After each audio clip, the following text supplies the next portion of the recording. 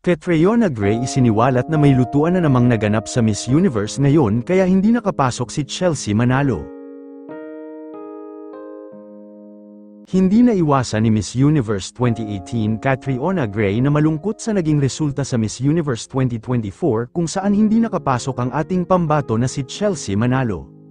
Sa pagsasalita ni Catriona ay mukhang expected na nito na hindi makakapasok si Chelsea Manalo. Maayos naman ang performance ni Chelsea at bakit raw hindi ito nakapasok sa top 12. Bagamat nakapasok naman si Chelsea Manalo sa top 30 na laking tuwa ng mga sumabaybay at sumuporta sa dalaga.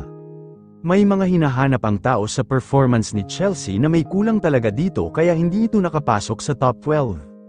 Ayon sa mga expert ay kulang sa hype at sa confidence rumampa si Chelsea kaya ito hindi napili ng hurado. May mga nagsasabi din na hindi masyadong sinuportahan si Chelsea sa paglaban niya sa Miss Universe kaya ito ay matamlay at hindi maayos ang naging rampa ng dalaga. May mga nagsasabi din na ayaw talaga manalo si Chelsea Manalo ng mga hurado dahil may mga favoritism ito. Sana raw ay hindi naging luto ang laban dahil tanggap naman ng tao na hindi siya nanalo.